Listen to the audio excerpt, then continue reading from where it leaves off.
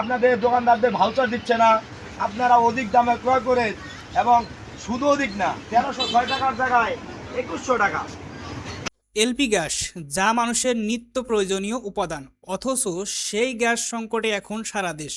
সরকার গ্যাসের দাম 1306 টাকা নির্ধারণ করে দিলেও কোনো প্রকার নিয়ম নীতির তোয়াক্কা না করে 12 কেজি এলপি গ্যাস 2150 টাকায় বিক্রির অভিযোগ উঠেছে দিলীপ নামের এক ব্যবসায়ীর বিরুদ্ধে।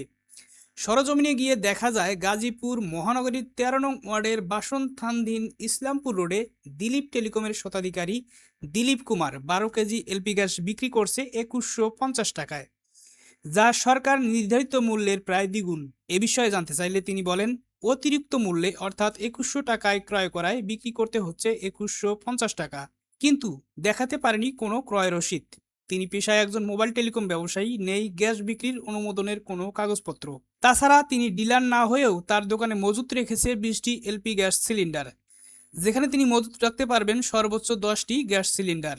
সরকার আপনার গ্যাস সিলিন্ডার সেটার মূল্য নির্ধারণ করছে 1306 টাকা। উনি যে আপনার এই যে উনি বলছে যে 2100 টাকা কিনতেছে এবং 2150 টাকা বিক্রি করতেছে, তো এই বিষয়টা নিয়ে আপনার মন্তব্য কি? আপনি কি বলতে চান? যেটা কোনো অন্যায় করতেছে? এটা তো আসলে একটা অন্যায়। আমরা আগে গ্যাস কিনছি যেমন 1200 টাকা বোতল কিনছি, এখন এটা ডবল হয়ে গেছে প্রায়। স্থানীয়দের অভিযোগ, অতিরিক্ত দামে গ্যাস বিক্রি করায় গ্যাস কিনতে পারছেন না তারা। শুধু তাই নয়, তাদের কখনো কখনো রান্না করতে হচ্ছে ইলেকট্রিক কিংবা মাটির চুলায়, আবার কখনো কখনো রান্না না করতে পেরে না খেয়ে দিন পার করছে শিল্প কারখানায় কর্মরত শ্রমিক ও নিম্ন আয়ের মানুষ।